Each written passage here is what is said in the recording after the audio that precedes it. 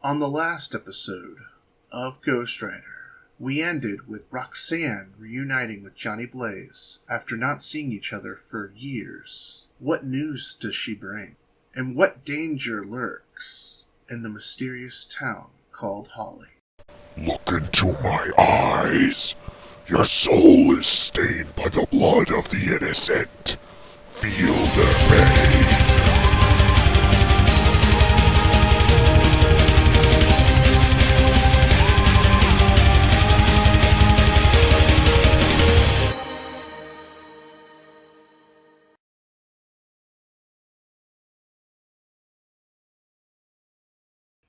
Blaze stands in shock and awe as standing before him is a woman he hasn't seen in many years. He is in disbelief until she opens her mouth, saying she's thankful that she has finally found him, as she has been searching and trailing this carnival for a very long time. They finally embrace and she tells him she needs his help. She asks if they could go somewhere to talk. Johnny, of course, obliges. As they walk away, Red, Corky, and the others don't know what to make of this. Roxanne begins to explain what's happened since he left, as she also reminds him that he did leave without saying goodbye. And I'm pretty sure she's a little upset about that. She took a long, hard look at herself after she left, and decided that she really didn't have a life of her own ever since her parents passed away. So, she decided to leave the cycling show and move in with her aunt, her mom's sister Ida. She moved into the town of Holly for a while. She felt like she belonged there. She hadn't seen her Aunt Ida, Uncle Paul, and Cousin Charlie since she was very little, but they welcomed her with open arms. They may have not been perfect, but they cared, and that's what mattered. But after that, things began to turn for the worse. It was a town pastor, Ethan Dawnblue. He seemed quiet and almost timid on the outside. One day, that all changed, and he seemed to transform. He started calling himself the Sin Eater. No, Eddie Brock, not that Sin Eater. He would give these extreme sermons. He stated that he was empowered to devour the sins that stain the human heart. And one by one, the people of Holly turned to the Sin Eater, submitting themselves to an absolution ceremony that they believed would free them from evil. She explained to Johnny that this changed them. It was nothing obvious, more like a look in their eye, a slightly vapid smile, the tone in their voice as it implored you to follow the Sin Eater's path. This reminds me of something. Anyways, she tells Johnny that they radiated a sense of peace and contentment, but it seemed more hellish than divine. She reminds Johnny that they faced supernatural stuff together before. She was there the night he became the Ghost Rider the first time. If it wasn't for her, Mephisto would have claimed Johnny's soul and swallowed him up there and then. The same way the Sin Eater has swallowed up her entire family. She's kept track of the Ghost Rider and Johnny. She knows that he has first-hand experience in dealing with something like this, and she feels that he is the only chance they may have at stopping Sin Eater. Johnny tells her that she doesn't understand. Since she's left, the Ghost Rider has become more and more uncontrollable. But Roxanne doesn't want to hear it. No excuses. She wants his help and asks if he will come. My man Johnny, head over heels, still in love with this woman. He tells her, of course he will go. But he says first he wants to talk to someone. Johnny goes to see Mr. Quentin and tells him that he wants him to know that he's leaving for a couple weeks. Quentin's like, as long as you take that demon with you. Blaze pleads with him, stating that he knows it's hard for Quentin to understand. Quentin interrupts, saying it's not as hard as you might think.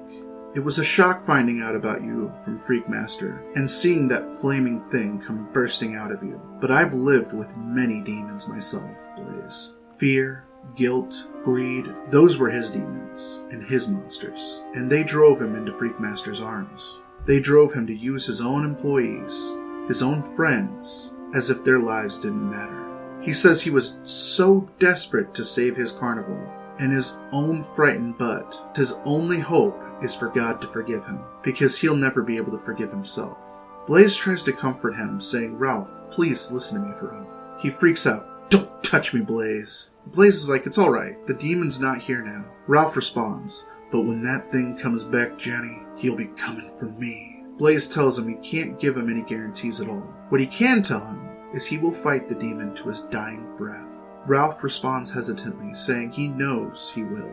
He tells him good luck, reassures him his job will be waiting for him when he gets back, and finally they shake each other's hands. He goes and tells the rest of the crew goodbye as he's packing up to leave. He tells the crew to keep their eyes out on Quentin. Quentin will need them now more than ever. Red gives him one last goodbye. Corky brings Elliot to say goodbye. Cynthia also says goodbye, but then suddenly, Vincenzo freaks out saying Johnny mustn't leave. There's evil awaiting.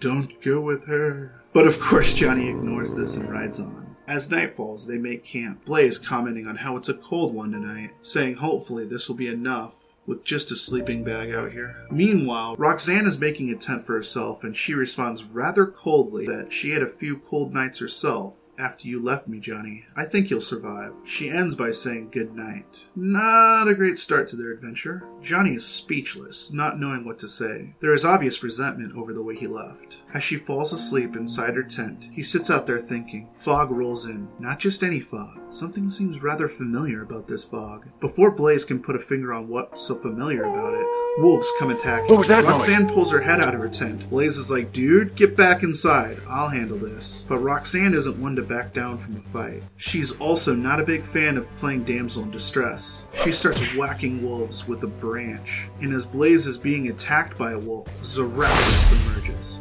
and makes quick work of the wolves, laughing maniacally as he burns them with hellfire. He shouts with rage.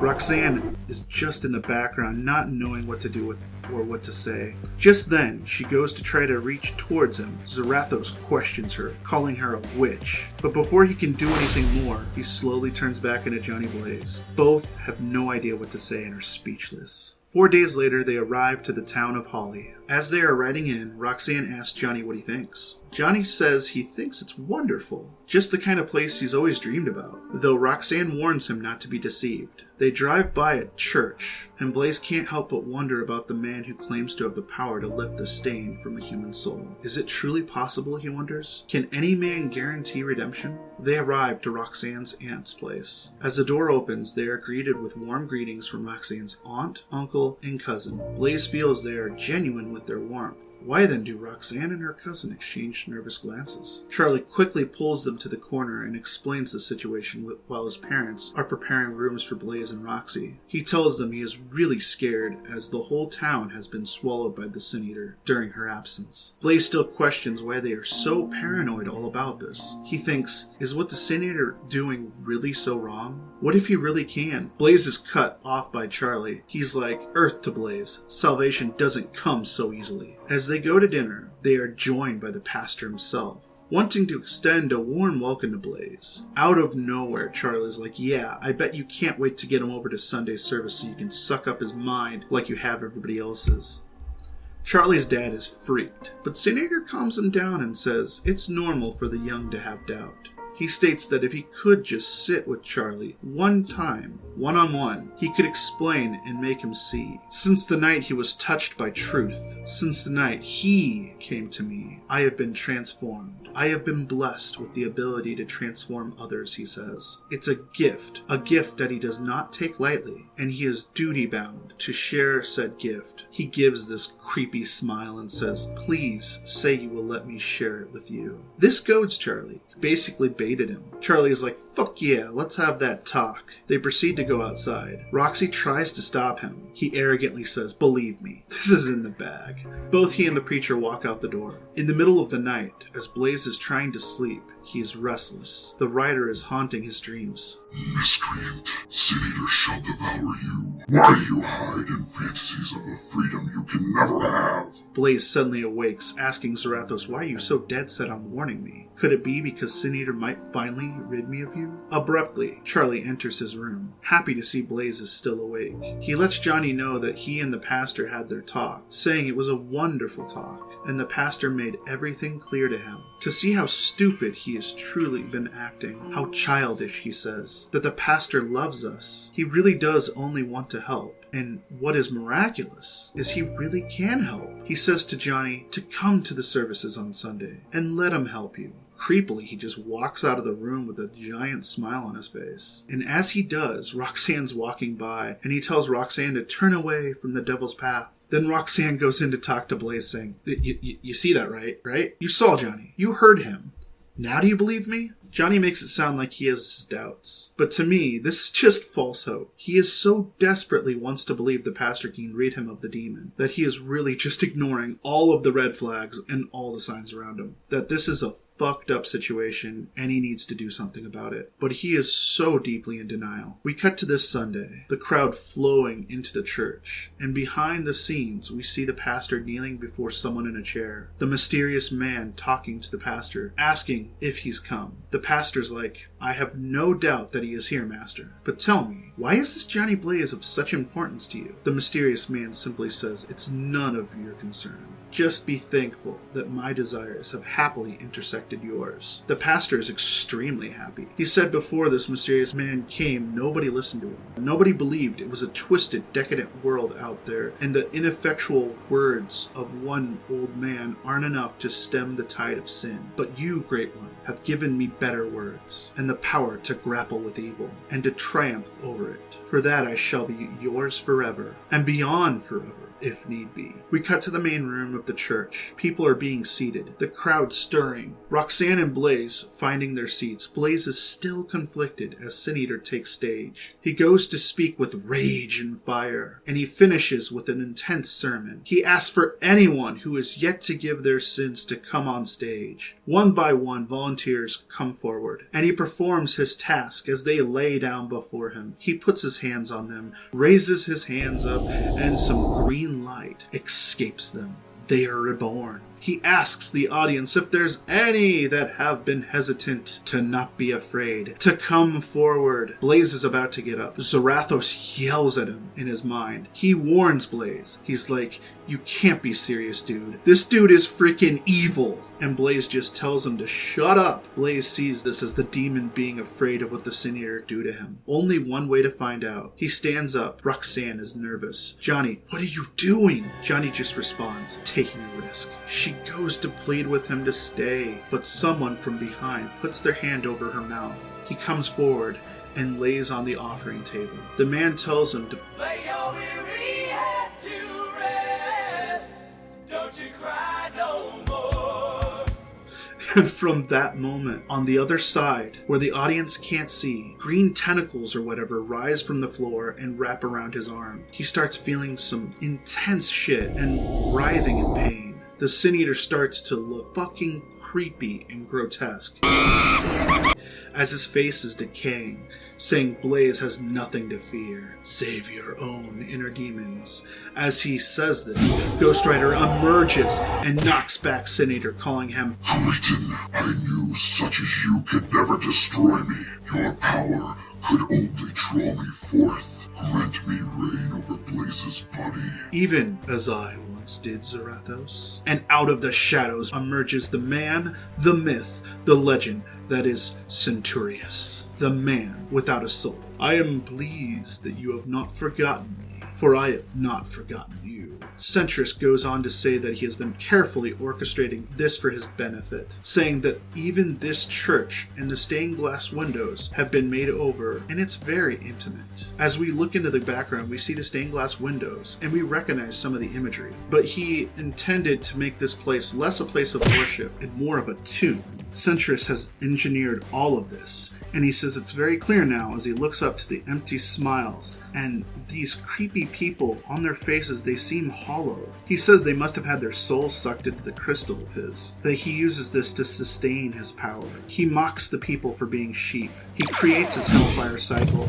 Then he goes on to say that this soul crystal of his must have been where the tentacles that tried to swell up his soul came from. He goes on to say he cares nothing for these pawns or these people. It is Centurius alone that he wants, saying that their last battle lacked conclusion. No victor arose, and he wants to change that. Centurius agrees, going on to say that a victor will arise, and the victor shall be Zarathos interrupts, saying it'll be him. They fight amongst each other, neither one seeming to have the upper hand. Centris gets a good hit, but then Ghost Rider returns it by throwing his bike at him. Centris comparing him to that of an angry child. He goes on to say that he has studied the black arts for years of traveling the world, saying the elements are his to command. With his power, he's able to shatter the stained glass windows and shoot the glass with the Ghost Rider, slicing him up. They duke it out, swinging away at each other with their fists. Yet slowly, you see the Ghost Rider turn back into Johnny Blaze. Johnny stumbles to his knees in front of Centris. The man with no soul says, "We meet again." As Blaze stumbles to get up, Centris mocks him, telling him not to bother, stating that he would hate to see him strain himself. He says besides, there's a story he would like to share with him. First, he retrieves his crystal of souls from behind the altar. He presents it to Johnny. A lovely tableau, is it not? The poor, trusting people of Holly, trapped forever. He goes on to explain who he truly is to Blaze. Now, you guys might know who he is by now, since I wasn't very subtle when I spoke about the history of Zarathos in issue 77. I pretty much hinted that we knew who the prince was that wanted to save the princess and sold his soul to Mephisto. If you didn't know then, the prince went on to travel the world for centuries. While on his travels, he studied the arcane arts in Egypt in the days of the pharaohs. It was there he stumbled upon the Crystal of Souls. With it, he had hoped to find a fresh soul to replace his own. But Mephisto saw to it that no other spirit could long rest in his body, so the gem at best could grant him the pleasure of denying others that which was denied him. By the time Blaze has first met Centris, his humanity was long gone. Now he practically just mimicked and imitated that of a man. But the touch of Ghost Rider in the previous encounter seemed to awaken something within him, memories long since buried. He used his sorcerer's powers to learn of all he could of Blaze, and probed his past for weaknesses. He found Roxanne. Now he will have his revenge. Blaze goes on to argue Centris' quarrel is with Zarathos, not him. Silence, Centris shouts. He says Roxanne is now his, and Blaze will participate in a drama which he shall direct. Blaze shall take the part of Centris' younger self, and Roxanne shall play the princess. Sin Eater shall play Zarathos, destroyer of souls. Centris asks Blaze if he will do what Centris once did. Will Blaze push forward to spare Roxanne of having her soul stripped away? He warns Blaze the demon inside him is in a weakened state because of his magics, and he is being held at bay, so Ghost Rider can't save him this time. The scene commences. The Sin Eater slowly advances, his hands freely displaying the soul crystal towards Roxanne. Johnny doesn't move. Sin Eater creeps even more closer, Roxanne being held by her soulless cousin and cannot run. She whimpers and screams, and then, "No! If it's a soul you want, take mine," Johnny shouts. The crystal does as he says. His body falls to the ground, now soulless. Roxanne runs to the soulless husk and puts him in her arms. For the first time since the dawn of the world, the man without a soul laughs.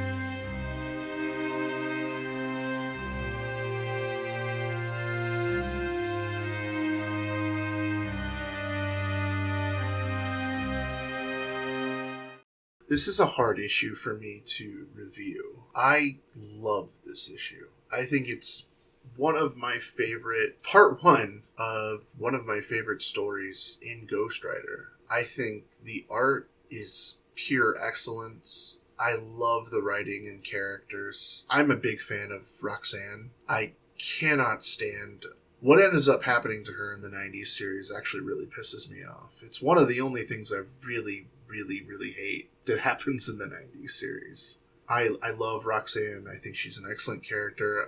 Her relationship with Johnny is truly special, and I don't see it get captured as often as it should be. It's one thing I really miss about the series. It doesn't really appear too often in the 90s series, and then it just disappears. It was a really special relationship these two had, Johnny and Roxanne. The Sin Eater is an interesting character, really creepy, and finally seeing Centris again. Centris is fucking awesome. One of my favorite villains in all of Ghost Rider. He truly shines here and in the next issue. We'll talk more about all of this in the next issue. And don't worry guys, I am already editing the video for the next issue. I made it at the same time I was making this one, so there isn't going to be a long wait. I'll have it out possibly in a couple weeks. I don't quote me on that. Anything could happen. I'm working on it. Anyways, it was nice talking to you guys. Like and subscribe if you haven't already. I'd greatly appreciate it. Take it easy and have a wonderful day.